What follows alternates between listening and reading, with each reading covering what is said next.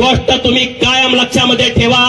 आज मी बीडला आलोय, जेव्हा परत येईल तेव्हा इथून आपल्याला चांगल्या पद्धतीचं उत्तर मिळालं पाहिजे, तेव्हा इथून आपल्याला चांगल्या पद्धतीचा रिस्पॉन्स मिळाला पाहिजे। आणि हिंदूला संपवणं एवढा सोपं नाही, हे कुठल्या येड्या गबाळ्याचं काम नाही।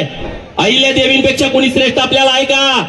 डॉक्टर बाबासाहेब आंबेडकर साहेबांपेक्षा श्रेष्ठ आपल्याला कोणी आहे का? महात्मा ज्योतिबा फुले, सावित्रीबाई फुलेंपेक्षा आपल्याला कोण श्रेष्ठ आहे का? अण्णाभाऊ, अरे आपले महामानव आहेत ना, आपली श्रद्धास्थान आहेत, आपले आस्था आहेत। आणि कुणी पण येतो आणि विटंबना करतो, कुणी पण येतो मोडतोड करतो, कुणी पण येतो मंदिराची विटंबना करतो। हे कसं काय चालेल? हे चालणार नाही आणि हे आपण खपवून घ्यायचं नाही। ही गोष्ट तुम्ही कायम लक्षामध्ये ठेवा।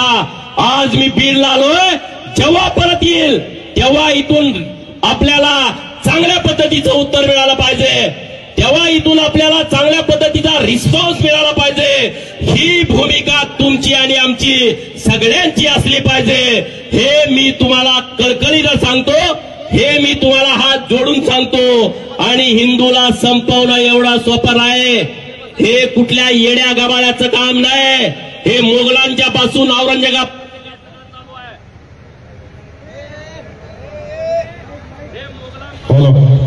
काही झालेलं नाही, सगळ्यांनी शांत बसा।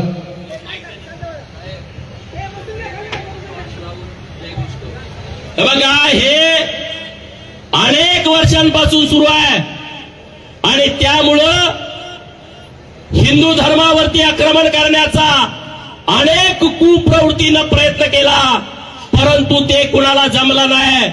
आणि म्हणून इथून सभेतून जाताना सगळ्यांनी लक्षात ठेवा की इथून पुढच्या काळामध्ये आपल्याला धर्माचं काम करायचं आहे। कुणाकुणाला धर्माचं काम करायचं आहे? मोबाईल काढा तुम्ही सगळे, टॉर्च चालू करा।